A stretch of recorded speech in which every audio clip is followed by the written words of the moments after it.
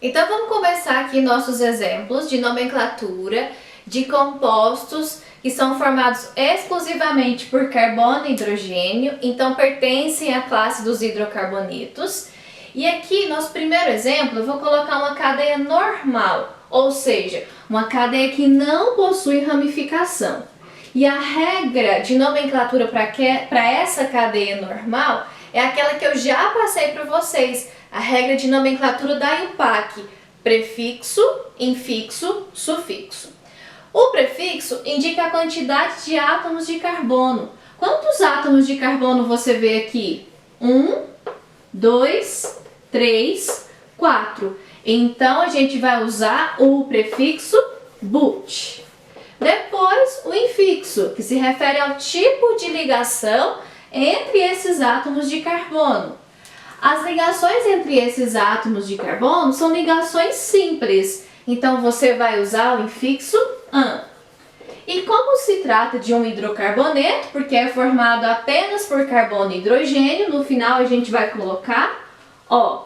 Então, o nome desse composto, butano. Agora olha para essa cadeia aqui embaixo. Ela é um pouquinho diferente da de cima, porque ela foi representada de outra maneira. Essa maneira de representar essa cadeia carbônica aqui é chamada de fórmula de Bastan. E nela, a gente vai elucidar somente as ligações entre os carbonos. Repare que os átomos de carbono, as letrinhas Cs, que são símbolos do átomo de carbono, não aparecem nessa cadeia. A única coisa que é nítida aqui são esses tracinhos, que representam as ligações. Como aqui a gente está vendo alguns ângulos nessa fórmula que a gente está representando aqui, cada ângulo representa um átomo de carbono que está oculto. Então, numa fórmula como essa, as pontinhas mostram átomos de carbono e cada ângulo presente nessa representação também está mostrando um átomo de carbono. Logo, nessa fórmula, a gente pode perceber que temos 1, 2, 3, 4, 5, 6 átomos de carbono. Então, o prefixo que eu vou usar vai ser X.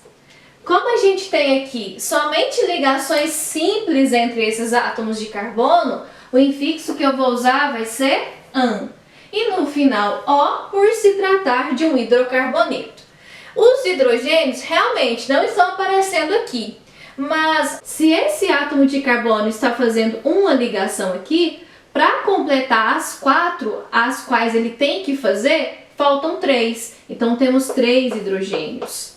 Então tanto as ligações com o hidrogênio são ocultas, quanto os átomos de carbono e os átomos de hidrogênio também são ocultas nessa representação. Mas ela é super comum, você vai ver muitas representações como essa no seu livro, na sua prova, na sua questão de vestibular, tá? Essa última cadeia que eu representei aqui nesse quadro mostra pra gente uma diferençazinha da cadeia anterior. Por quê? A gente tem aqui uma quantidade de carbonos diferentes, olha só. Nessa representação, cada pontinha mostra um átomo de carbono e nos ângulos a gente também tem a presença de um átomo de carbono.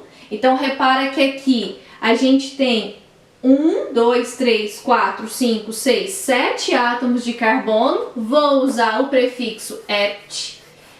Depois eu vou analisar o tipo de ligação que a gente tem aqui. E o tipo de ligação também é diferente da cadeia anterior. Porque aqui, tá vendo que a gente vê a presença de uma ligação dupla? Quando a gente tem uma ligação dupla, o infixo que a gente usa é "n".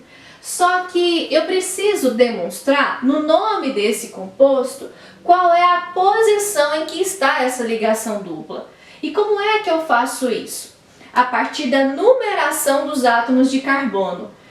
Você vai indicar a posição da dupla a partir de números que vão ser atribuídos a cada átomo de carbono. E como eu devo numerar esses átomos de carbono? Você vai numerá-los do lado que está mais perto da ligação dupla.